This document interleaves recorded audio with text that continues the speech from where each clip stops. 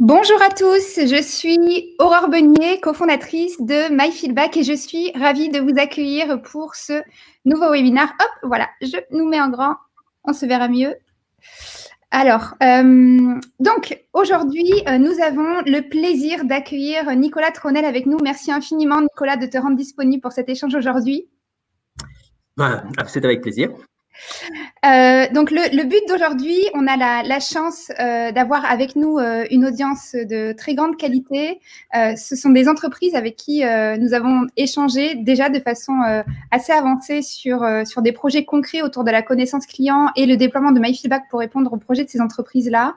Et donc aujourd'hui, tu nous fais le plaisir d'être sur le grill et de venir répondre à l'ensemble des questions des personnes qui sont présentes avec nous aujourd'hui.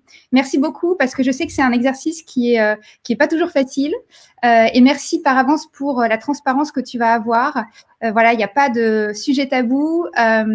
Côté voilà, MyFeedback, tu peux aborder et dire en toute confiance tout ce que tu as envie de partager avec ces personnes-là sur cet échange. Est-ce que pour commencer, du coup, tu pourrais nous raconter un petit peu ta fonction au sein de Amaline et tes objectifs et les enjeux que tu as par rapport à ce projet de mesure de la satisfaction et de connaissance client? Oui, alors, tout à fait.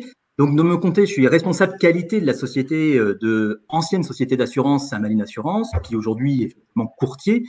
Donc, notre spécialité, c'est le marché du direct, la vente de contrats d'assurance, auto, yard. Et aujourd'hui, on se dote d'ailleurs de nouveaux marchés, qui est la délégation de services pour commercialiser, pour le compte finalement d'autres assureurs, des produits aussi variés que la mutuelle pour chien-chat, par exemple, et bientôt de la garantie obsèque ou du crédit.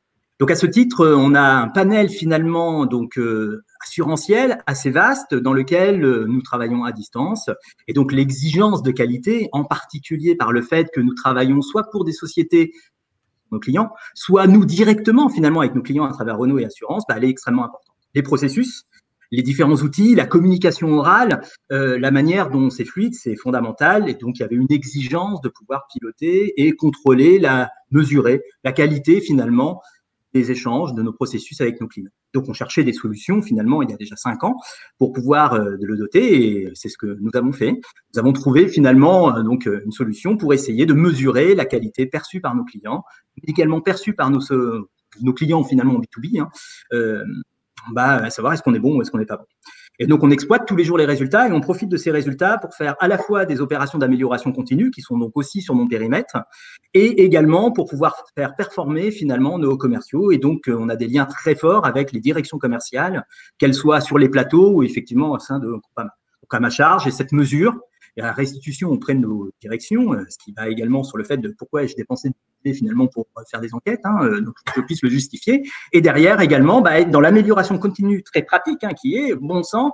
Monsieur Durand, que nous avons eu au téléphone, il a mal apprécié finalement ce qu'on a mal lui expliqué. Est-ce qu'on va le rappeler? Oui, il faut le rappeler, parce qu'un client finalement qu'on va laisser dans l'insatisfaction, il ne souscrira pas avec nous et il dégradera finalement sans doute l'image de notre société. Donc, niveau micro, niveau macro, c'est un exercice de style, c'est passionnant et c'est ce qui rend intéressant, sans compter que la qualité est toujours perçue comme étant des services finalement castrateurs, puisqu'on dit « Ah, vous faites pas bien, ah, vous faites pas bien ». Et donc, à ce titre, comment on communique efficacement finalement sur nos indicateurs, comment on fait progresser les équipes commerciales, c'est un enjeu passionnant. Donc, c'est en gros le périmètre que moi et mon équipe avons chez Amaline.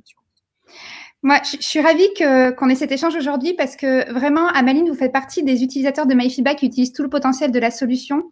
Comme tu l'as dit, aussi bien pour le pilotage des équipes opérationnelles, vraiment impliquer tous les collaborateurs dans cette démarche d'amélioration continue grâce à la voix du client, avec tous les outils de reporting, mais aussi cette prise en compte du feedback individuel. Donc vraiment, comment chaque feedback, je vais pouvoir le transformer en valeur directe pour l'entreprise, en détectant soit un risque, soit une opportunité commerciale sur des clients individuels.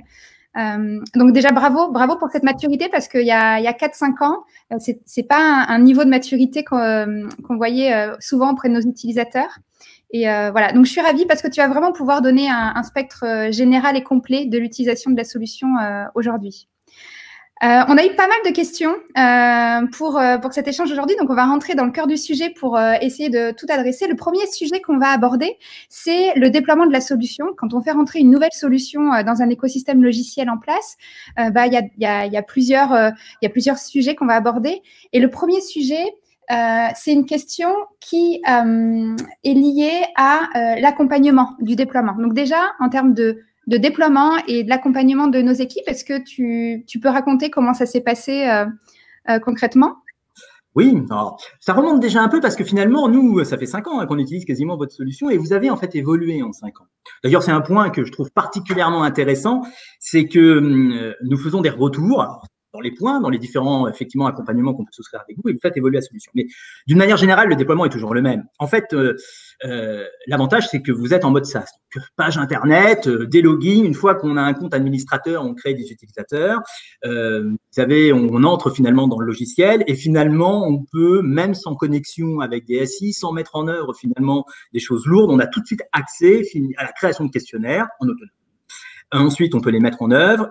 Vous pratiquez donc les URL, donc même si on n'utilise pas une solution automatisée d'envoi d'email, ils sont faciles à rajouter dans une communication à condition de les envoyer. Donc le déploiement, ce qui est montré assez facile. Ce qui est difficile, c'est l'accompagnement au début parce qu'il faut apprendre à utiliser la machine, il faut comprendre la logique des questionnaires et vous avez aussi un vocabulaire qui est propre à toute entreprise et vous restez une société d'Internet. Ce qui fait que les agents de qualité qui sont dans mon équipe, par exemple, ne sont pas ni des spécialistes des macros Excel, quoique les macros Excel, les tableaux croisés dynamiques, on aime bien, mais on n'est pas des informaticiens. Donc à ce titre, il y a cette difficulté qui est que la formation, apprendre ce que c'est qu'un attribut, etc., présente un peu de difficulté. Mais dans le fond, c'est malheureusement obligatoire avec n'importe quelle solution. Ce que j'apprécie dans la solution MyFeedback, ou ce qu'on apprécie encore aujourd'hui, c'est que c'est quand même très user-friendly. Globalement, on peut réaliser des choses, même assez compliquées, sans vraiment de difficultés. C'est quelque chose qui peut être fait dans l'interface, on déplace des blocs, on essaye de jouer, on clique sur un bouton, on peut voir dans l'interface le questionnaire, on clique, on a une URL, on peut l'ajouter dans un email, l'envoyer, tester finalement les questionnaires de manière assez facile. Et mon exemple le plus probant, c'est que on a été formé avec la formation que vous avez proposée, et à partir du moment où la personne qui s'occupe des questionnaires travaille un peu, c'est-à-dire qu'elle fasse des questionnaires juste après sa formation, il faut 4 heures pour savoir faire des questionnaires standards et voire assez efficaces. Après, il faut intégrer des images. Alors là, on a besoin d'infographistes. Si vous le faites vous-même, c'est pas difficile. Pareil, vous facilitez assez bien, je trouve, dans l'interface. On peut paramétrer les smileys, on peut choisir les couleurs. D'une manière aujourd'hui encore plus facile qu'auparavant, parce qu'en 2005, il fallait du code CSS, donc un peu des experts. Mais aujourd'hui, ça se fait extrêmement facilement. Et vous proposez tout un panel de solutions. Donc, le déploiement, il est facile. C'est du SaaS. On est tout de suite dedans. Après, faut créer, si on veut automatiser, les liens qui vont bien en disant, voilà, je vais exporter une URL, il faut que je la mette dans mon système informatique, comment je la récupère, alors soit API, soit les webhooks, etc. Les spécialistes des informaticiens le font, mais chez vous, c'est très intégré, il n'y a pas de difficulté. Donc, l'accompagnement, en fait, au début, il est assez facile, à condition de faire des questionnaires. Après, je dirais que dans la suite, on est assez autonome finalement, mais ce que j'apprécie chez vous, c'est que quand je contacte la online, j'ai une réponse, voire même une réponse très rapide. Et ça, c'est très pratique parce que ça veut dire que lorsqu'on est bloqué, on va pas attendre 3 jours pour être débloqué, on peut mettre en œuvre facilement. Puis dans un planning d'entreprise, si on ne le fait pas à 14 heures, on a d'autres choses à faire. Donc, il n'est pas évident de terminer ces questionnaires et il faut le faire au bon moment. Donc, l'appui que vous faites, je trouve, chez vous est plutôt pas mal. Mais c'est vrai que c'est pour une prestataire qui nous fournit des solutions, je vous ai toujours trouvé très réactif et surtout effectivement très précis dans la manière de nous répondre, si vous connaissez personne, avec une facilité dans votre outil de le mettre en place. Donc, pour acheter la prestation, créer les comptes, il faut quand même faire la formation que vous proposez, ça me paraît être indispensable. Une fois que c'est fait, comme toujours, il faut mettre les mains dedans, au moins un petit peu. Mais on n'a pas besoin finalement d'y passer 3 heures tous les jours pour être en mesure de pouvoir réaliser des questionnaires évolués qui permettent de mesurer les différents aspects qu'on veut. C'est la même chose pour mettre un questionnaire sur un site internet. Bien sûr, les informaticiens doivent mettre le tag, mais une fois que c'est fait, on peut facilement mettre en œuvre. On récupère les réponses depuis l'interface avec un clic, c'est exportable. On peut les consulter en temps réel. Vous avez avec les dashboards des écrans finalement sur site. Donc même si rien n'est intégré ou qu'on est un peu dans un système finalement informatique un peu spécialisé, un peu fermé, on peut utiliser votre solution et établir des liens finalement importants. Donc nous, on n'a pas eu vraiment de difficultés. Ensuite, il faut quand même être à l'aise avec les conditions, les blocs. Si vous avez quelqu'un qui maîtrise un peu Excel, qui sait faire un peu de macro, il est dans son élément, il fera des questionnaires merveilleux en 3 heures. Il n'y a pas besoin de compétences techniques pour pouvoir créer ces questionnaires. Et donc, c'est bien ce que nous, on attendait d'une solution finalement qui puisse s'intégrer facilement sur un site web, qu'on puisse utiliser sur un téléphone portable, qu'on puisse mettre dans un email, alors qu'on n'avait pas forcément finalement les ressources techniques pour réaliser ça. Et aujourd'hui, on fait même de l'intégration à base de macros, hein, donc des trucs assez simples, finalement, pour établir via vos API des tableaux de bord ou des retours. Et vous avez mis en place des connecteurs avec les solutions finalement habituelles de centre d'appel. Je n'ai pas eu l'occasion de les utiliser, mais de mon point de vue, c'est pareil, c'est facile à mettre en œuvre. Ouais. Ça, on peut du coup aborder le sujet aussi dans le déploiement. Donc, pour revenir sur votre projet, vous, très rapidement, vous avez déployé les questionnaires sur l'ensemble des points de contact et sur tout le parcours. Donc, aussi bien sur la partie web que sur après un appel au service client et sur votre point de contact. Donc, c'est vrai que les médias que vous avez utilisés de suite ont été très complets. Il y a eu du web, il y a eu de l'email, il y a peut-être eu du SMS d'ailleurs. Oui, on a essayé, mais personnellement, c'est pas une solution extraordinaire, le SMS. Ça répond et ça coûte cher. Oui, c'est vrai que t'as raison, c'est pas les mêmes budgets. Et donc, du coup, pour parler du coup du déploiement et de l'intégration, sur la partie web, est-ce que tu peux du coup donner des détails sur ce qui a été fait et l'intégration qui a été faite sur le web? Parce que c'est vrai que c'est un sujet qui peut paraître peut-être parfois un peu complexe parce qu'il y a une histoire de tag JavaScript. Mais comment tu as géré, toi, cette intégration-là? Voilà, nous, on a une équipe de DSI, donc d'informaticiens, qui sont en plus des spécialistes, effectivement, du web. Et le mot spécialiste, en fait, je dis ça, c'est parce qu'ils sont compétents. Donc, eux, ça va très, très vite. En fait, une fois que vous leur donnez le tag, en fait, ils savent exactement quoi en faire et comment. Donc, ensuite, il y a le délai de livraison, finalement, sur le site, ce qu'on appelle, nous, les fameuses mises en production. Mais en fait, c'est extrêmement facile parce que le reste, il est fait dans votre interface. Finalement, créer le questionnaire, mettre en place la diffusion, l'activer, l'arrêter, récupérer les réponses, une fois que le tag finalement est mis en place et que c'est bien intégré, ça le fait. Nous, on n'a jamais eu de difficulté avec l'intégration sur le site web. La personne qui fabrique le site web, finalement, dans l'entête, il faut qu'elle charge effectivement le JavaScript, qu'elle le mette. Après, derrière, tout est finalement dans l'interface. C'est facile. Donc là-dessus, on n'a pas eu de difficulté et c'est vraiment pas la partie en fait difficile. Bien sûr, si vous êtes tout seul à fabriquer votre site et que c'est pas votre métier, mais même encore, intégrer le JavaScript dedans. Après, c'est dans l'interface. Ce qui est dur, c'est la conception du questionnaire. En fait, ce qui est dur, c'est d'avoir un effet qui soit réaliste, mais ça, pour le coup, c'est métier, c'est pas informatique. C'est quelle question je pose, quel bloc, où est-ce que je le mets. Et ces questions-là, c'est bien des questions qu'on fait à travers votre interface, mais qui sont des questions métiers. Donc, c'est la conception et les définitions des questions, en fait, le sujet. Mais tu sais, sur ce sujet, on travaille et on va sortir des indicateurs assez intéressants sur les centaines de millions de feedbacks qu'on a collectés jusqu'à présent pour essayer de guider un peu plus nos utilisateurs sur des bonnes pratiques. Parce qu'on se rend compte que finalement, essayer de faire la meilleure technologie du marché, c'est ce qu'on essaye de faire tous les jours.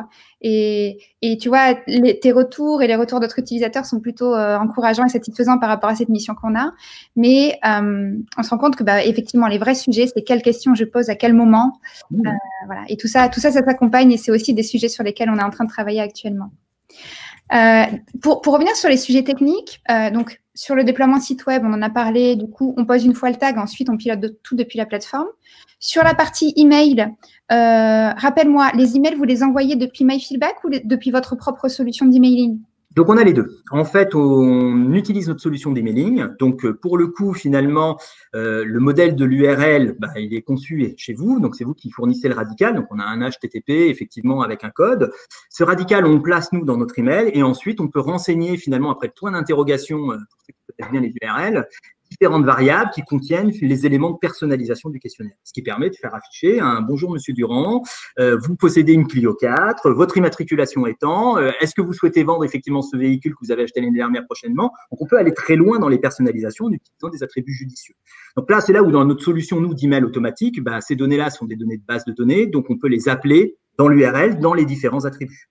Ensuite, il suffira d'utiliser ces attributs dans les questionnaires, un peu comme un postage Word. En fait, c'est pareil, il y a une petite gymnastique, mais ça, une fois qu'on l'a fait 3 fois, on n'est pas perdu. Et puis, à chaque fois, j'appelle le support quand ça marche pas parce que j'ai mis une minuscule ou une majuscule et gentiment me répond. Vous avez écrit MK en minuscule et la variable, c'est MK en majuscule. Donc, enfin rien. En fait, on est bien accompagné. Et puis, on utilise votre solution aussi pour un certain nombre d'emails. Donc là, c'est facile. On a mis en œuvre effectivement via FTP le dépôt d'un fichier automatique, mais dans le fond, on pourrait le charger tous les matins si jamais on ne fait pas des enquêtes tous les matins. Et puis, à partir de là, vous adressez effectivement les emails et de la même façon, dans les colonnes du fichier qu'on dépose, il y a ce qu'il faut pour personnaliser nos questionnaires. Vous adressez directement les questionnaires après avoir fait un petit peu de mise en page dans le modèle d'email.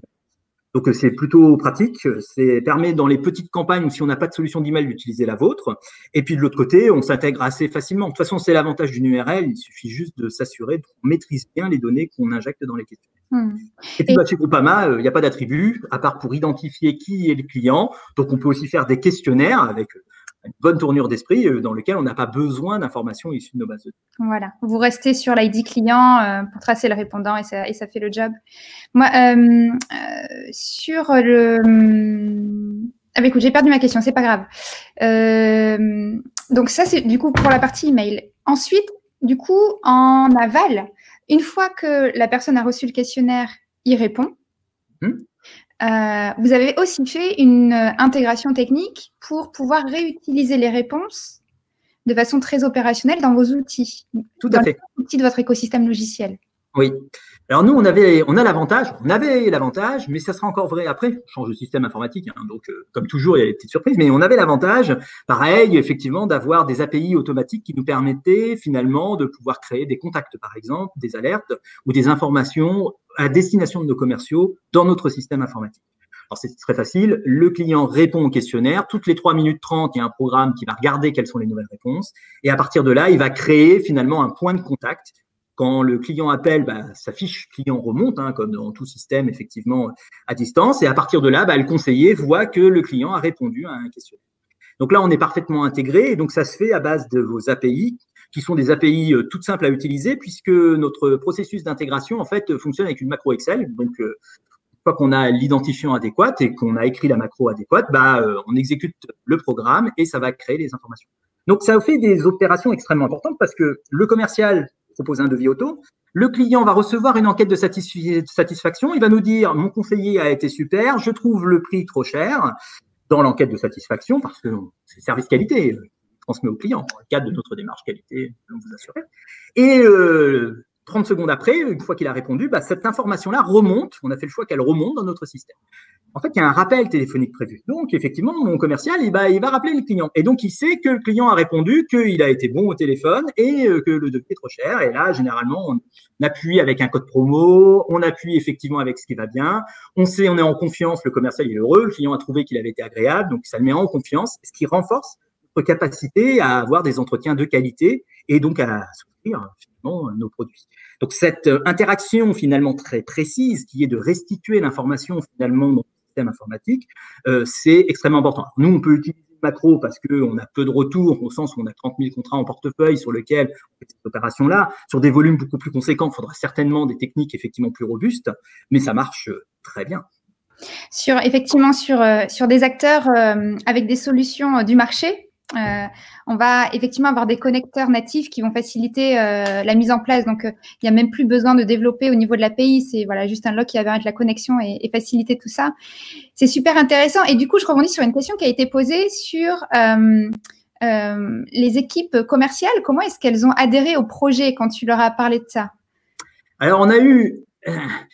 En fait, on a commencé petit. C'est-à-dire qu'on a choisi un certain nombre de conseillers pour lesquels on leur a proposé de remonter ces informations. Parce que quand vous arrivez en démarche qualité en disant on va contrôler ce qui se passe et on va restituer les informations, d'abord tout le monde stresse. Ça veut dire que personne n'a vraiment la conscience tranquille. Alors après, on a des conseillers jeunes, on est à distance, mais malgré tout, ça veut dire que ça y est, encore un nouveau contrôle, etc. Et ça peut être mal perçu. Donc, on a commencé avec des conseillers qui étaient à l'aise, dont ils savaient qu'ils travaillaient bien, donc on savait qu'ils travaillaient bien pour mettre en place ces infos. Donc là, c'est là où on sélectionnait les réponses. Donc, on avait un attribut qu'on conseillait avec leur code et on savait finalement que ce client-là, ce code-là, on pouvait le remonter, ce qui permettait finalement de acculturer. En fait, ça a été assez vite parce que la plupart du temps, les clients sont en fait assez satisfaits des services. Même quand ils ne sont pas contents du prix. Alors, ils nous l'écrivent, mais la démarche qualité conseillée, c'est extrêmement rare que ça se passe mal. 9 fois sur 10, finalement, les clients trouvent qu'on a plutôt été agréable.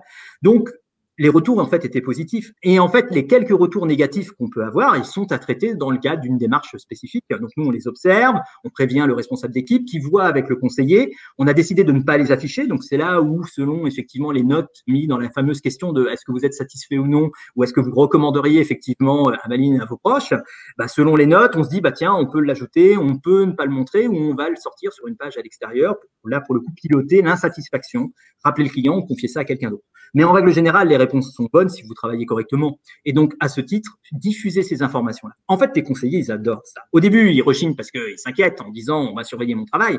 Mais en fait, ils apprécient énormément de connaître le retour. Et en fait, c'est toujours pareil. En tant qu'être humain, on adore savoir ce que pensent les autres de nous. Ah oui, j'ai été bon, etc. Et il y avait une attente. Au final, on n'a pas eu de difficulté pour vendre le dispositif. Et quand ça marche pas, parce qu'on peut arriver d'avoir des plantages, par exemple, ou tout simplement la personne qui est chargée d'insérer les fichiers a été en vacances, donc on va les insérer qu'au bout de 3 semaines, eh ben, il y a des manques. Et on pose donc la question en disant pourquoi j'ai pas eu effectivement mon retour. Et des fois, on vient me demander en disant mais combien on a de clients qui répondent parce que j'aimerais avoir plus de retours. Le conseiller lui-même, il aimerait avoir plus d'informations de retour. Ah, après, ces clients, c'est est-ce que nous, on est bon dans l'email? Est-ce qu'on a trouvé le bon créneau de timing horaire? Est-ce que la diffusion s'affiche correctement sur son téléphone portable? Ce sont des questions qu'il faut surveiller et pour le coup, il faut avoir un petit peu de monde qui s'occupe de ces questionnaires. Génial. Donc, une adhésion, et puis voilà, une adhésion plutôt forte et sur le long terme. Ce qui est intéressant, c'est que tu as le recul aujourd'hui de quasiment plusieurs années sur ce dispositif-là. Donc, et alors, concrètement, donc il y a cette partie action et du coup, il y a aussi cette partie reporting qui est utilisée, notamment les dashboards, et ce sont eux qui vont transmettre l'information directement au niveau des conseillers. Alors, des conseillers, non, parce qu'il s'avère que les dashboards sont pas faciles à utiliser. Deuxièmement, on a toujours les conseillers, autant ils aiment bien avoir leur propre information retour client, c'est-à-dire j'ai eu mon client, effectivement, Monsieur Martin, qu'est-ce qu'il a pensé de moi? Autant la comparaison entre conseillers relève plutôt du management, chez nous en tout cas, du responsable d'équipe. Donc les dashboards, en fait, ils sont plutôt utilisés par nos responsables d'équipe. Ça permet quand même de s'assurer que les différents conseillers entre eux ont un niveau homogène, ou lorsqu'on a des nouveaux conseillers, de pouvoir effectivement les faire progresser et leur donner des objectifs, ou de s'assurer que leurs communications finalement sont satisfaites. Donc, on avait au début des dashboards qu'on mettait en place avec les responsables, mais même les responsables d'équipe chez nous, en fait, ils n'ont pas le temps réellement de s'y intéresser. On a mis, nous, une partie qualité dans la rémunération variable de nos commerciaux. D'abord, c'est obligatoire. DDA nous impose effectivement de le faire. Et en fait, on revient un peu sur cette démarche. On l'a fait plutôt différemment que de piloter réellement en disant j'ai eu 9 sur 10 sur mes 30 appels. D'abord parce qu'on ne maîtrise pas les réponses clients. On a des conseillers pour lesquels ils ont des clients qui ont répondu, d'autres non, donc c'est difficile, c'est pas forcément équitable. En plus, c'est pas forcément juste. Des fois, il a une mauvaise note, mais quand on écoute nous l'appel, il s'avère que ça a été compliqué. La situation était délicate où le client, effectivement, il a des reproches légitimes en réalité et c'est le conseiller qui trinque finalement. Donc, on a changé un peu cette manière de là. Donc là, aujourd'hui, on fait plutôt dashboard finalement pour les règles et on les débriefe finalement avec nous au service qualité parce qu'on se méfie aussi de la volumétrie. Il suffit que vous ayez que 2 retours et qu'il y en a un autre qui met 50 et l'analyse statistique, en fait, est compliquée. Et là, pour le coup, il faut avoir quelqu'un au service qualité qui s'occupe de ça et qui restitue finalement l'information. One-to-one, ça marche très bien. Mais pour la restitution globale, y compris auprès de la direction, il faut que quelqu'un se penche sur les statistiques et regarde un peu. Je comprends. En fait, quand tu dis difficile à utiliser, c'est plus difficile à interpréter pour un conseiller qui est pas expert de la donnée et de l'analyse. Donc ça peut être un très bon conseil du coup à partager. Effectivement, c'est nous, vous qui sommes à des postes de direction marketing ou d'expérience client, peut-être faire rentrer dans les ateliers de travail des conseillers pour comprendre ce qu'il est possible de faire en termes de restitution d'indicateurs ou pas, jusqu'où on peut aller et peut-être sélectionner les indicateurs qui vont avoir une vraie utilisation opérationnelle et qui vont être compris correctement par cette population. Pour moi, le conseiller, en fait, c'est vraiment la voix du client, mais la voix de Monsieur Martin ou effectivement de Madame Bertrand qui est importante. Par exemple, avec vos API, on a fait une page. Alors, c'est assez marrant. En fait, il y a un fond. Alors, c'est un petit chien, effectivement, là, une voiture sur les routes, effectivement, aux États-Unis, je crois. Enfin bref, vidéo de fond, effectivement, récupérée là sur Vimeo. Et en fait, on fait défiler finalement les réponses. Donc, les verbatim clients et les notes. Alors, comme on a des bonnes notes, eh ben, ça entretient. Donc, cette page-là, elle est marrante, elle est consultable. Les conseillers aiment bien la regarder parce que là, on est dans la communication.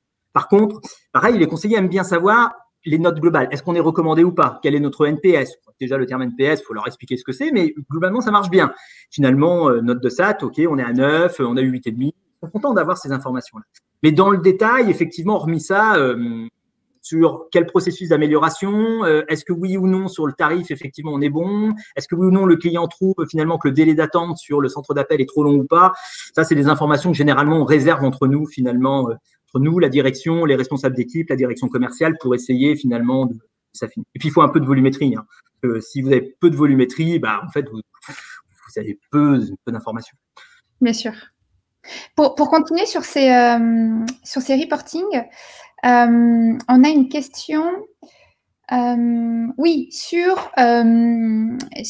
l'exploitation des données. C'est une question de April qui est avec nous aujourd'hui, qui se pose la question sur, une fois que j'ai collecté les réponses, c'est vrai qu'il y a beaucoup d'outils qui sont peut-être un peu moins aboutis d'un point de vue création de dashboard et création de reporting, et où on va être peut-être dans l'obligation, parce que la prise en main de la plateforme est pas suffisante, de faire des exports Excel pour retraiter la donnée. Est-ce que tu peux en toute transparence, nous faire part de ton utilisation de MyFeedback, de cette partie reporting, alors qui a bougé en plus récemment, qui a fortement évolué, et de la part peut-être des données que tu exportes pour retraiter, comment ça va évoluer peut-être? En fait, au début, on était à fond sur les reporting. Alors, avant votre module d'analyse récemment livré, effectivement en production, sur lequel on commence à jouer un peu. En fait, comme toute chose, on a trop, nous, en tant qu'entreprise, on a trop l'habitude d'utiliser Excel. Mais qui peut se passer d'Excel en entreprise, franchement, ou d'exporter les données? En fait, on aime bien les données brutes, faire les tableaux et avoir la maîtrise. Donc, nous, au début, on avait les reporting, mais en fait, on les utilisait pas vraiment. J'exporte tous les jours, finalement, des données, je les concatène, je les mélange et je regarde et je fais des extractions. On a même des macros. Donc, en fait, nous, on a une logique qui est plutôt, vous avez, vous, les données qui sont stockées, on les récupère et on fabrique des trucs à notre source. Donc, on les injecte là via API, puis moi, je fais mes propres tableaux de bord. Et aujourd'hui, les tableaux de bord que je restitue à des partenaires, par exemple, sont pas faits à partir de reporting, ils sont faits à partir de tableaux parce qu'en plus, je peux contrôler la donnée. C'est-à-dire qu'il y a certains cas où je vais, par exemple, dire, tiens, je vais supprimer les meilleures notes, les moins bonnes notes pour essayer d'avoir une vision un peu plus médiane parce que on a fait un questionnaire, il y a eu un incident, donc on a eu des mauvaises notes, mais on considère que cette période-là, elle compte pas, qu'il faut les exclure finalement des données. Donc Excel, on s'en passera jamais, on les exporte. Mais chez vous, les exports, c'est facile, hein. Fichier, exporter, rien de difficile, on les colle dedans, vous choisissez les colonnes, enfin vous avez des modules finalement d'export qui sont extrêmement faciles, puis exporter en CSV et en Excel, c'est standard, donc ça c'est très bien. Et puis aujourd'hui, avec les nouveaux modules d'analyse, et comme on a un peu l'habitude, il y a certaines informations, notamment sur est-ce qu'on a bien, nos enquêtes partent bien, est-ce qu'on a bien des retours, pourquoi on a un pic de retour, qui sont des analyses en temps réel. Et là, finalement, vos dashboards s'avèrent extraordinairement pratiques. Parce que extraire les données, les mettre dans une macro, appuyer sur des boutons, faire des calculs, ça représente du temps. Alors, quand on a un service dédié à ça, c'est pas gênant. Quand on a un service dédié à ça, mais qui doit faire plein d'autres choses, on n'a pas vraiment le temps. Et en fait, les alertes, surveiller finalement les réponses, avoir même une simple tendance de est-ce que ma campagne que j'ai envoyée hier, j'ai bien des retours. Ça nous est arrivé plusieurs fois dans les courbes d'être plat, alors qu'on devrait avoir un pic. Et là, on se découvre qu'on a oublié d'activer la diffusion. On découvre qu'il y a une coquille. On découvre qu'on a fait un ciblage erroné. Donc, c'est extrêmement utile finalement de les regarder. Donc, vos dashboards, aujourd'hui, je les utilise beaucoup plus parce que j'ai acquis de l'expérience finalement sur les données issues de mes questionnaires. Et c'est pour ça qu'il faut bien réfléchir à ces questionnaires. Alors, on peut les changer, on peut les manipuler, mais il faut quand même avoir des questionnaires qui bougent pas trop parce que de cette façon, on sait exactement à quoi s'attendre. On a pu, avec un peu d'expérience, découvrir quels étaient les biais, notamment statistiques, qui pouvaient nous faire croire que ça se passait bien alors que non, ou l'inverse, nous faire croire qu'en fait, on avait des problèmes alors qu'en fait, globalement, les clients sont plutôt satisfaits. Et donc ensuite, on peut commencer à utiliser facilement, je trouve, vos dashboards avec les courbes pour surveiller comme ça et donner la température. Autre avantage de vos dashboards, c'est mon patron, comme il le fait très souvent, descend à mon bureau. Là, il me dit, au fait, ça a donné quoi? On a combien en NPS hier sur les ventes d'hier? Et là, finalement, je regarde. Alors hier, non, parce que les questionnaires ne sont pas toujours encore arrivés, mais à 2 jours près, je peux lui donner la tendance. Et il me dira, c'est mieux ou c'est moins bien? Et là, je lui dis, c'est un peu mieux, c'est un peu moins bien.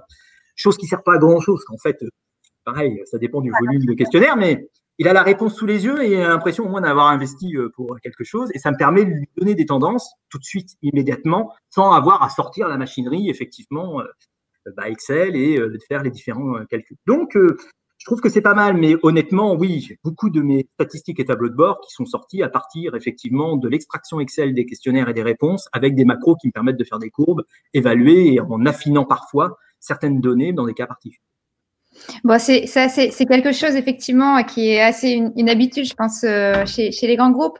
En tout cas, j'espère que ce nouveau module d'analyse te fera changer d'avis, voilà, dans l'usage des reporting. Je trouve ça très intéressant que tu parles des indicateurs de performance des questionnaires et des alertes pour avoir des garde-fous sur tes taux de réponse, sur les volumes que tu collectes, parce que notre solution, elle veut pas être seulement un outil de production, elle veut aussi permettre à nos utilisateurs d'être dans la création des meilleurs questionnaires et des meilleurs dispositifs de feedback possibles. Et donc, cette analyse de performance, c'est un sujet sur lequel on est particulièrement attentif et sur lequel on essaie d'accompagner bien nos clients parce que finalement, la performance, elle elle est très différente en fonction des secteurs d'activité, des points de contact. Donc, il y a aussi un travail, aussi, je veux dire, un méta-travail sur la performance des questionnaires à faire aussi régulièrement.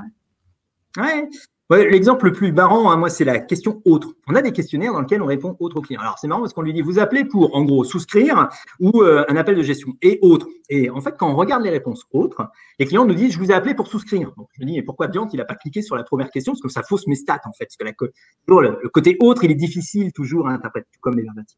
Et en fait, c'est là où, en fait, le vrai travail, il est là. Hein. C'est-à-dire qu'il faut regarder ça, modifier la question de telle façon à essayer de faire en sorte qu'on ait les moins de disparités possibles, bien cibler les centres. Autre chose, sur une question autre, on avait remarqué qu'un item, effectivement, de signature électronique qui marchait pas, finalement, remontait constamment. Et donc, c'est pareil, c'est cette analyse-là qu'il faut regarder. En fait, c'est ça qui est le plus difficile. C'est-à-dire qu'il faut quand même faire attention au questionnaire, regarder effectivement les réponses, faire effectivement, est-ce que mes questionnaires ont une certaine homogénéité? Il faut faire attention à ce que les clients aient finalement une certaine forme d'unité de communication et regardez, tout à fait. Donc, c'est vrai que l'essentiel du travail, il est là. Et dans le fond, on passe assez peu de temps à la conception du questionnaire en réel. En fait, il est long à concevoir dans l'esprit. Il faut bien savoir ce qu'on veut mesurer. J'avais des questionnaires plutôt longs, qui sont plutôt des vraies enquêtes de sondage. Au début, c'est ce qu'on faisait. Temps d'attente au téléphone, est-ce que le conseiller a été agréable, comment avez-vous trouvé ceci? Donc, il y a des clients qui répondent avec grand plaisir. Et aujourd'hui, on a plutôt tendance à faire des micro-questionnaires, un peu comme sur un site web. Oui, non, qu'en pensez-vous? Mais ciblés de manière très, très, très précise. Signature électronique, est-ce que vous avez eu du mal à signer hier à 12h30 votre contrat? Parce qu'on le sait qu'il a signé à 12h30. Et finalement, les clients, je trouve qu'ils répondent plus en termes de retour de réponse à des micros, effectivement, questions. Donc, il faut bien jouer finalement sur les développements. Après, des vraies enquêtes plus complexes, on l'a fait pour tester si chez Renault Assurance et Dacia Assurance, les 5 finalement avantages de la souscription. Donc, si jamais il y a un accident, on prend des pièces du constructeur, il y a une garantie, il dispose effectivement d'un bonus à vie, etc. Si ces avantages étaient bien perçus. Donc, c'était un questionnaire un peu plus difficile, parce qu'il devait tout cocher, mais il cochait jamais tout, parce que forcément, il croit qu'il ne dispose pas de tous les avantages. Donc, on lui dit, attention, c'est les avantages, ce qui fait des questionnaires marrants, que j'appelle d'ailleurs vos questionnaires comme des vrais canaux de communication. Et on y reviendra, ce qui nous permet d'obtenir parfois des réponses sur des clients qu'on n'arrive jamais à joindre ou qu'on n'arrive pas à activer, que ça soit nous en agence lorsqu'on fait la délégation de service ou que ça soit par téléphone ou par mail si on essaye de les contacter directement. Donc, c'est vrai que cette analyse des questionnaires, en fait, c'est là où est la richesse des informations et c'est là où on doit avoir du monde finalement pour le faire. La mise en pratique, qui paraît toujours compliquée, finalement, elle est assez rapide et assez facile chez vous. Oui, une fois que le setup, la mise en production est faite initiale, ça run, ça court, et puis ça reste de l'optimisation. Par contre, voilà, c'est ça qui est intéressant, c'est après se pencher sur de l'optimisation continue pour améliorer ces taux de réponse. C'est très intéressant la démarche que vous avez de découper un questionnaire qui était peut-être plus important à une étape, de le redécouper vraiment pour déclencher des plus petits morceaux à chacune des étapes et d'observer que les taux de réponse sont meilleurs. C'est clairement notre vision et nos convictions. Donc voilà, ravi que ce soit des choses qui fonctionnent de ton côté. On parlait des questionnaires, on peut peut-être aborder un sujet un peu connexe à la mesure de l'expérience client, mais tu avais aussi des enjeux, et tu as toujours des enjeux d'enrichissement de la connaissance client et de la qualification de données clients que tu réalises avec MyFeedback. Ouais. Et c'était, en fait, ça peut venir de la réglementation. Donc, assurance, nous, on vend des contrats auto et chez les contrats auto, on doit déclarer finalement quels sont les véhicules qu'on assure, quelles sont les immatriculations pour dire oui, ce véhicule est assuré, puisque la loi dit voilà, aujourd'hui, on fait du contrôle, on lutte contre les conducteurs non assurés. Donc, quand en cas de contrôle, effectivement, ils interrogent leur grande base de données et si votre véhicule n'est pas assuré, vous avez une amende. Ce qui permet aux forces de l'ordre, en cas de contrôle, d'intervenir. Donc, nous, en tant que société d'assurance ou courtier pour assurance, il faut qu'on s'assure que nos immatriculations, effectivement, soient correctes, sans quoi ils ne sont pas dans le fichier. Nos clients protestent lorsqu'ils font une amende. Ils nous demandent de la rembourser, ce qui génère des réclamations, de l'insatisfaction, etc. Donc, on avait cette difficulté parce qu'on s'était rendu compte qu'un certain nombre, finalement, assez substantiel d'immatriculations étaient incorrectes, soit pas mises à jour, soit effectivement, une lettre, on s'est trompé, un O est devenu un 0, un X, en fait, on avait mis un Y, ce qui pose des soucis. Alors, ça se voyait pas toujours. On a aussi certains véhicules qui n'avaient pas d'immatriculation, donc en regardant nos bases de données.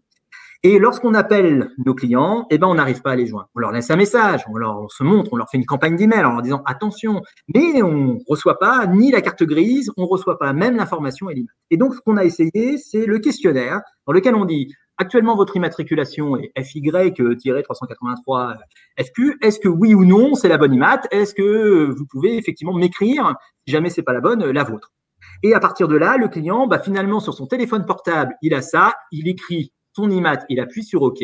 Et tous ces clients qu'on n'avait pas au téléphone, qui ne veulent pas nous répondre, qui ne veulent pas être dérangés, ou qui nous ont donné des adresses email erronées, qui ne regardent pas leur boîte mail, eh ben, au final, ils nous répondent, si jamais effectivement on les a à travers un questionnaire, soit envoyé, pour le coup, s'il n'y a pas d'email, soit on leur attaqué par SMS, soit on leur attaqué par un autre moyen, mais on arrive, nous, en tout cas, sur ces clients qu'on n'a pas au téléphone, à récupérer des immatriculations et à les corriger. Ce qui est avantageux, un client, il voit qu'on le suit, et si jamais il est contrôlé, il ne sera pas sanctionné, et moi, je n'aurai pas à gérer une réclamation d'insatisfaction liée au fait que malgré qu'on l'ait averti 33 fois, il n'avait pas la bonne IMAT et que quelque part.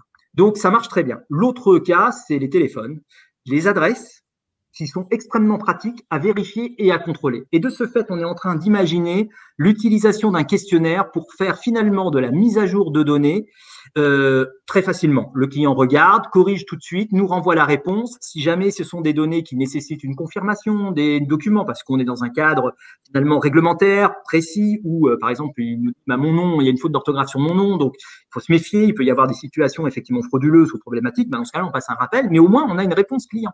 Et on sait effectivement qu'on a pu le joindre. Donc, c'est très efficace pour les téléphones, par exemple. On a tout un tas de numéros de téléphone. Donc, on dit, est-ce que votre téléphone, c'est bien ceci? On a besoin de vous, effectivement, de ce téléphone pour signer. Alors, bien sûr, certains clients ne nous répondent pas. Dans notre questionnaire, on a bien prévu le choix de dire, je ne veux pas vous répondre, ce qui permet au client de nous répondre qu'il ne veut pas. C'est une source d'information et ça évite que le questionnaire reste vague et qu'on n'ait pas de réponse finalement derrière. Donc, ça marche très bien. Et donc, on envisage, oui, aussi d'utiliser ces questionnaires-là sur d'autres sujets. On l'a expérimenté sur des contrats habitation pour lesquels les clients déclarent que la maison est en construction. Ils bénéficient donc d'un tarif avantageux, mais malheureusement d'un remboursement de leurs objets en cas de vol ou en cas de sinistre inférieur à ce qu'on fait sur un contrat habitation traditionnel. Et à ce titre, on s'est assuré en envoyant ces questionnaires à nos clients, en disant est-ce que votre logement est toujours en construction? Oui, non. Et le client nous répond. Si jamais il est plus en construction, ça va déclencher un appel, on va lui proposer un callback, ou tout simplement on va le rappeler, mettre à jour son contrat et le protéger. Si jamais la réponse est oui, eh ben ma foi, on sait que pour l'instant on le couvre notre client correctement. Et ce devoir de conseil très important en matière d'assurance est plus ou moins respecté, c'est parfait. Donc c'est très efficace et on utilisera de plus en plus cette méthode finalement pour interagir avec nos clients. Tu peux communiquer les chiffres que tu m'as donnés hier des. Ouais.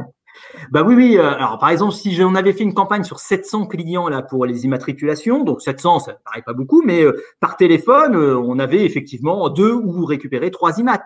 On arrive presque effectivement à du 20% de réussite. Donc là, j'avais plus d'une centaine finalement d'immatriculations qui étaient revenues sur l'enquête. La même enquête, même cible. C'était extraordinaire. Les questionnaires. Ah ouais, sur l'IMAT, là, ça a été un succès effectivement important. Alors, peut-être qu'il y a des sujets qui marchent mieux que d'autres, hein, comme toujours. Peut-être aussi qu'on a eu de la chance. Peut-être que le message qu'on avait utilisé dans l'email était bien finalement positionné. Mais ça, c'est du boulot de marketeur. Donc, c'est à eux de trouver les bonnes accroches, les bonnes images. Le fait est que le client sur son smartphone, parce que 60% de nos clients répondent au questionnaire sur leur smartphone, ils n'ont qu'à taper pour transmettre l'information. Ils n'ont pas à nous appeler, poser un numéro. Ils n'ont pas à attendre sur un centre d'appel. Ils n'ont pas à se connecter sur leur espace personnel pour nous transmettre une information qui nous est utile. Et si jamais on ne peut pas l'utiliser parce qu'il faut quand même s'assurer que c'est bien le client qui nous a répondu ou autre, etc., au moins on a une réponse. Ça alimente finalement les outils statistiques, défense de résiliation, etc., si on utilise ce genre de données pour avoir les informations. J'ai l'impression que vos questionnaires, ils sont très ancrés dans votre stratégie marketing, que ce soit en termes de ton ou en termes de couverture du parcours. Tu me parlais des niveaux de personnalisation au niveau du questionnaire que vous aviez mis en place pour contextualiser et améliorer l'engagement sur les questionnaires, améliorer les taux de réponse. C'est quelque chose qui est venu petit à petit parce que une fois que vous avez vu que les questionnaires fonctionnent, vous l'avez de plus en plus intégré dans votre univers de marque et de façon récurrente, ou c'est quelque chose peut-être depuis le début qui a été intégré sur… C'est une question intéressante parce que Comme d'habitude. En fait, c'est venu de la direction qui nous dit je veux mesurer mes parcours clients, je veux savoir si mes clients sont contents ou pas. Question très honorable et extrêmement importante. Donc là, on se met en quête d'une solution et on se dit quelle stratégie on fait. Alors, on peut faire les panels, hein, on peut recruter des clients, les faire discuter, etc. ou utiliser en quête de satisfaction. Et d'ailleurs, il ne faut pas se priver des autres panels parce que c'est bien, plus on a de sources différentes, plus on apprend finalement des choses. Mais donc, l'enquête de satisfaction qu'on a choisi effectivement pour ça. Donc ça, c'était la première étape et on a mis en place nos premiers questionnaires sur la partie devis parce que, en tant que société d'assurance, c'est souscrire qui était important. Donc au départ, nos questionnaires, finalement, ils étaient hors scope plan marketing. Ils n'étaient pas intégrés dedans. Puis, petit à petit, comme on avait des réponses, des retours, des informations qui soient confirmées ou invalidées des préjugés ou des analyses précédentes qu'on pouvait avoir, eh ben, on s'est dit, on va en mettre d'autres en place. Donc, l'objectif, c'était de parcourir finalement par enquête, évaluer nos différents parcours. Devis, souscription, gestion, résiliation, réclamation. Donc, on couvrait comme ça ainsi le périmètre, effectivement, d'une vie finalement de contrat. Et pour le coup, à partir du moment où on a commencé à décliner, nous, en service qualité, une stratégie de se dire on va créer des enquêtes à tel moment, tel déclencheur, on a donc impliqué les équipes informatiques. La direction, effectivement, était leader. Ça l'intéressait de savoir, bon sang, où est-ce que j'ai mes déperditions, comment je peux faire pour améliorer mes taux de conversion, comment je peux réussir à faire effectivement l'upselling sur mes options, est-ce que oui ou non mes clients sont susceptibles d'être afférents à ça. Et donc, on les a intégrés dans nos démarches marketing. Et donc aujourd'hui, finalement, ils font bien partie de cette intégration, ce qui fait que quand on met en place des nouvelles structures, eh ben on se dit tiens, est-ce que oui ou non on voudrait mesurer sur le site internet, est-ce que oui ou non on voudrait mesurer auprès finalement d'un échantillon de clients qui a telle ou telle caractéristique, et on met en œuvre finalement une enquête de satisfaction. Et donc aujourd'hui, elles sont beaucoup plus intégrées finalement au niveau marketing. Et par exemple, chez Groupama, ces enquêtes, elles sont normalisées, c'est-à-dire qu'une action, un acte de gestion déclenche systématiquement finalement une enquête auprès du client et il faut les choisir de manière assez astucieuse. Et cette intégration, elle est importante parce que tout comme les campagnes emailing ou marketing, si vous voulez avoir des retours, il faut être sacrément personnalisé. Dire à un client, effectivement, Nicolas, ça fait 2 ans que vous m'avez pas répondu, c'est beaucoup mieux de dire que merci de nous répondre. Et il faut être dans la micro-personnalisation, ce qui rend des liens finalement plus performants. Et là, pour le coup, c'est facile à partir du moment où on a compris le fonctionnement des attributs et qu'on a accès à la base de données, ce qui n'est pas toujours le cas chez les entreprises, mais c'est assez facile. Donc, oui, aujourd'hui, c'était pas le cas au début. Aujourd'hui, c'est intégré.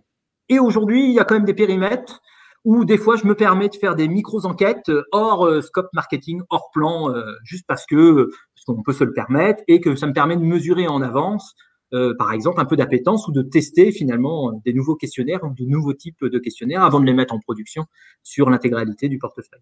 Ouais, ça c'était une des questions qu'on avait nos participants. C'est, voilà, j'ai peut-être déployé un dispositif un peu plus global qui est en run. J'ai besoin de faire une enquête ponctuelle. Est-ce qu'aujourd'hui la solution te permet de faire ça facilement avec de la rapidité, de l'agilité? Oui. Alors nous, c'est très facile parce que on va demander à notre service de sortir finalement une liste de prospects avec le nom, le prénom et l'information nécessaire à la personnalisation du questionnaire. On va créer le questionnaire dans MyFeedback. On va créer les diffusions finalement adéquates. Donc un style de présentation, on peut même faire de l'A/B testing. On en a fait un tout petit peu effectivement derrière. Donc même enquête mais présentée de 2 manières différentes finalement, avec nos diffusions, pas les mêmes images, etc., ce qui permet d'affiner. Et on charge, nous, finalement, le fichier. Et à partir de là, l'email est part. Et puis, comme il y a l'URL, ça va ouvrir finalement le questionnaire dans l'email du client. Et nous, on va récupérer les réponses dans MyFeedback. Donc, création d'une enquête ponctuelle. Alors, ça se fait, on pourrait en faire une en 2 heures, finalement, avec un questionnaire simple et le chargement d'un fichier. Si vous n'avez pas accès aux données de la base de données, alors là, il faut récupérer les adresses mail, construire un fichier. Donc, ça prend un peu de temps. Après, créer le questionnaire et l'envoyer, on peut faire une enquête ponctuelle sur un sujet précis ou même une grande enquête. Vous voyez, par exemple, on se dit, on prend nos 1000 meilleurs clients, ceux qui rapportent le plus de chiffre d'affaires, et on leur fait une enquête en les prévenant, attention, il y a 45 questions, on va étudier tous ces points-là. Est-ce que vous souhaitez y répondre? Oui, on vous l'envoie. Ça pose aucune difficulté. Donc, il n'y a pas que les requêtes récurrentes. Mais nous, on a les deux, campagne récurrente puis campagne ponctuelle. C'est intéressant d'avoir ce double usage. Bon, du coup, une vraie culture du feedback client qui s'est mis en place petit à petit. C'est ça, c'est ce que je ressens et c'est top. Ça a changé finalement un petit peu même en profondeur peut-être la culture de l'entreprise. Au niveau des relations avec la direction, tu disais que voilà tout à l'heure, tu pouvais avoir ton DG qui passe dans ton bureau et qui demandait tes indicateurs ou les indicateurs de satisfaction majeure. Est-ce que, voilà, au niveau de la disponibilité de l'information, aujourd'hui, tu arrives à restituer tout ce que tu souhaites au niveau de la direction?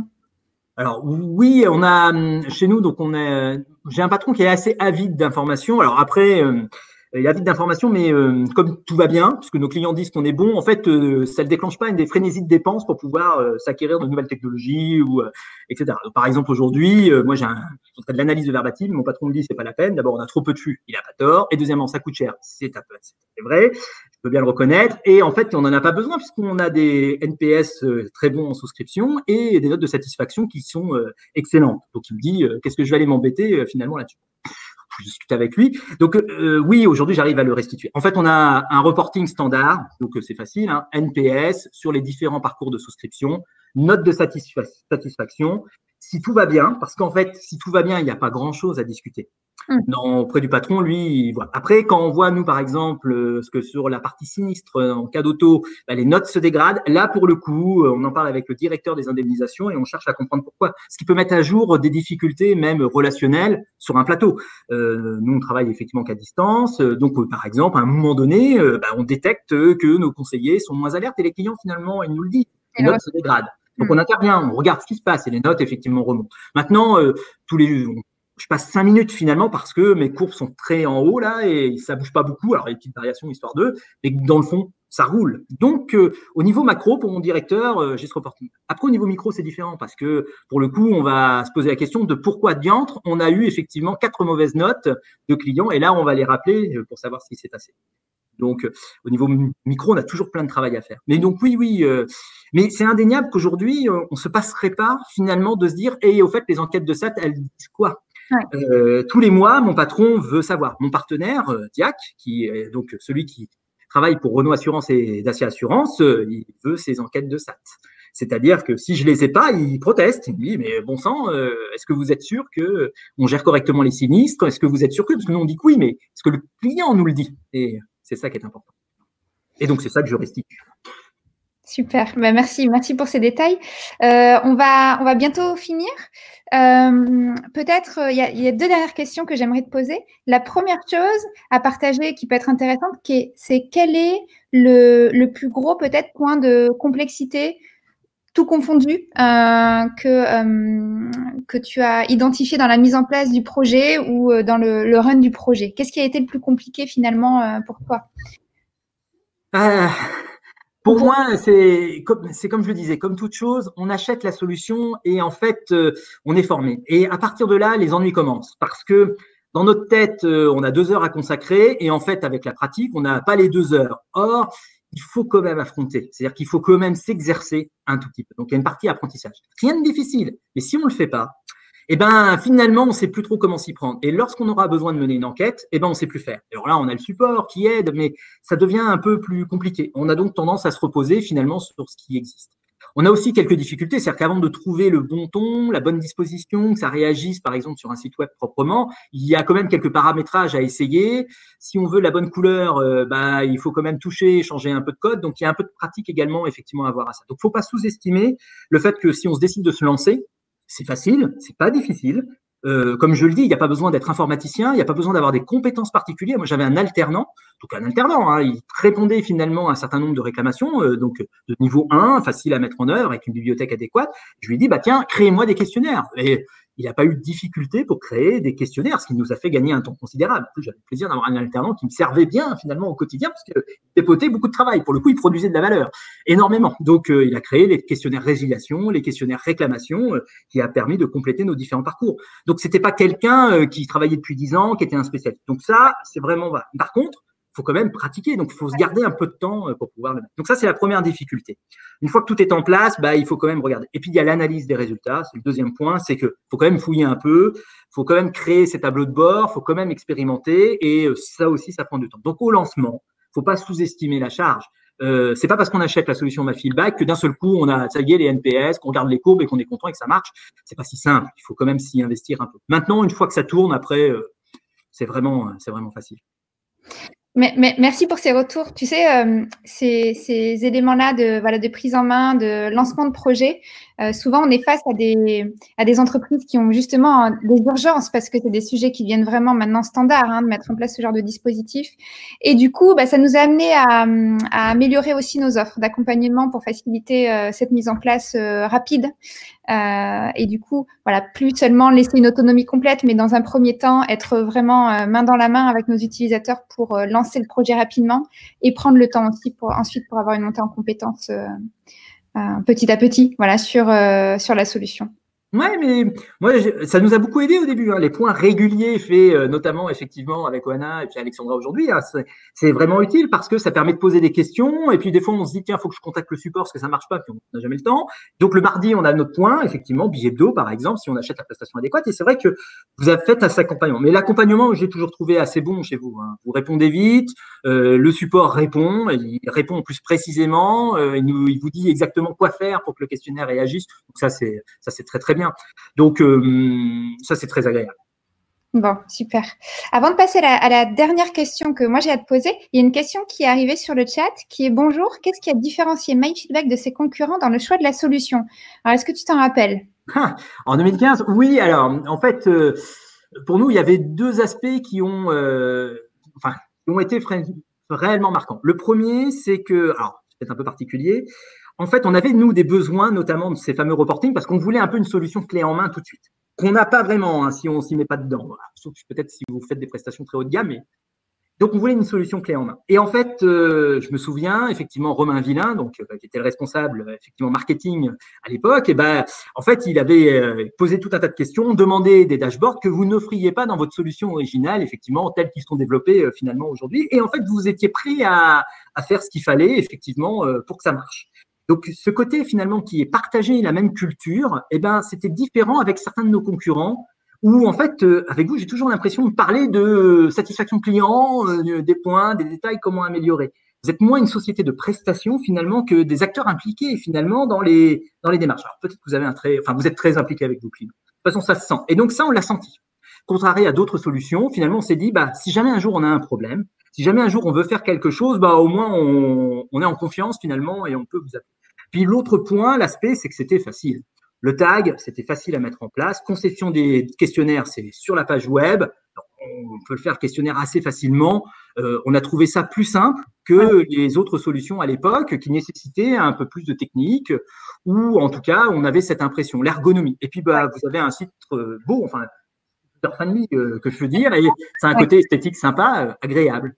Donc, c'est ce qui nous a fait pencher le fait qu'on sentait. Puis, vos prix étaient raisonnables. Il n'y a pas photo, sinon on n'aurait pas acheté. Mais contre des solutions peut-être plus globales, mieux positionnées sur le marché, ou en tout cas plus générales, vous disiez Office, finalement, on trouvait qu'on était plus à l'aise et qu'on pouvait faire plus vite les choses avec vous. Bon, mais super. Merci beaucoup pour ce retour. Et merci de ton retour sur notre implication et notre niveau d'expertise sur ces sujets. Ça me fait chaud au cœur parce que c'est un sujet qu'on travaille beaucoup. Tu sais, au niveau de nos équipes en interne, on fait beaucoup de training. La montée en compétences de nos équipes, c'est quelque chose qui est clé chez nous. Et je suis ravie que ça se ressente dans l'accompagnement qui est fait tous les jours. J'ai une dernière question du coup. Si tu avais des conseils à donner à nos auditeurs aujourd'hui, quels seraient-ils? Alors oui, j'en ai plusieurs en pratique par histoire. La première chose, c'est qu'il faut quand même prendre son temps. C'est-à-dire que quand on crée son premier questionnaire, on est tout content, on l'envoie, on regarde les réponses, mais en fait, il faut le pratiquer un peu pour l'affiner, bien choisir. Choisir le bon moment du déclencheur aussi, c'est pas si simple. Donc, nous, finalement, on a pris notre temps pour couvrir l'intégralité des périmètres de parcours client et au final, on a bien fait. Entre le premier questionnaire, celui du devis, et celui qu'on a réalisé, par exemple, pour le parcours de la résiliation, on avait acquis de l'expérience sur l'art de rédiger les réponses, comment cibler, ne pas cibler, par exemple, les personnes qui étaient décédées. On fait des petits points de détail, mais c'est important de ne pas se tromper. Donc, il faut aussi commencer par un questionnaire, l'expérimenter. Donc, moi, j'aurais tendance à dire, sauf s'il y a des urgences, finalement, ou des problèmes budgétaires ou des compétences à mettre en place, il faut quand même les pratiquer un par un, les questionnaires. Le deuxième chose, c'est qu'il faut être prudent. Au début, on crée plein de diffusions, plein de questionnaires, on crée plein d'attributs, donc qui sont des choses qui permettent de personnaliser les questionnaires. Et à la fin, ça commence à être un peu le bazar. Et là, ça devient difficile d'exporter les résultats, de gérer parce qu'on en a mis un peu partout. Donc, la charge de travail, finalement, pour exploiter l'analyse des résultats, elle est compliquée. Donc, il faut quand même également veiller à essayer de respecter ce que vous nous donnez comme conseil au départ, qui est de dire, faut rationaliser. Donc, il faut éviter de mettre trop d'utilisateurs experts dans la solution. Il vaut mieux quand même se poser un certain nombre de questions et conduire finalement les enquêtes un peu en mode projet, c'est-à-dire de se dire, on va commencer par ça, à moyen terme, je vais rajouter effectivement là-dessus. Et la documentation. En fait, c'est terrible, mais une fois qu'on a créé plein d'enquêtes, il y aura des gens, des sociétés ou des partenaires, par exemple, qui vont dire « Ah, c'est bien ce que vous faites, etc.